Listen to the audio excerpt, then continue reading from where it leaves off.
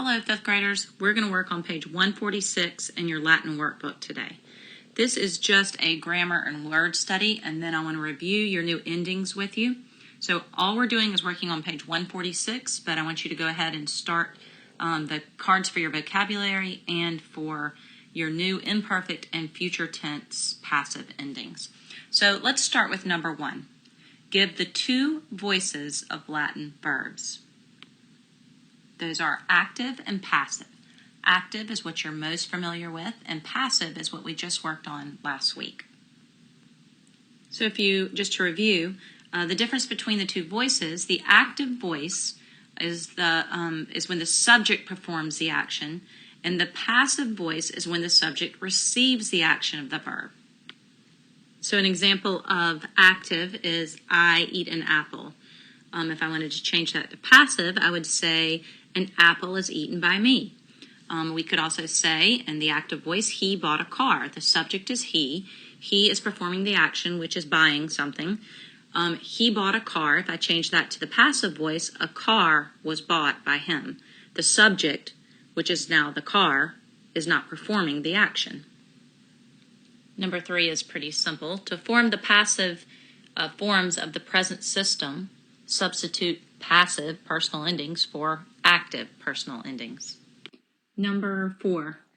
When the action of the passive verb is performed by a living thing, the construction is called, if you remember, this is what we did at the very end of lesson 22, it's called the ablative of agent.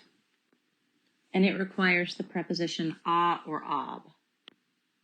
And you can just look back at the top of page 145 if you need a reminder of that. Number 5, I'm going to give you the answer, and then I'm going to need to give you a longer explanation on the next page as I introduce the endings to you. So number 5, what is the one irregularity in the first conjugation present passive system? And it's not going to make sense when you first see it, and then hopefully after I explain it with the endings, you can see what I'm talking about. Berries becomes berries. Let's look at our endings from last week, the present passive. And hopefully you have these memorized by now or close to it. Or, res, ter, mur, mini, and ter. Now you're not actually learning any new endings with the imperfect passive and future passive. If you've memorized your imperfect active, and I know you have because we chant them every day, and your future active, then you pretty much have these down. So in your imperfect active, bom, bas, bot, bomus, batis, bont. You know that stem is the ba. And then let's look at the ending here. Same as your present passive. We just add either r or, in this case r, res, ter, mur, mini, and ter. Future active, we chant every day as well. Bo, bis, bit, bimus, bitis, bunt. You've probably already noticed the exception right here in your second person singular, but your endings are still the same. Or, res, ter, mur, mini, and ter.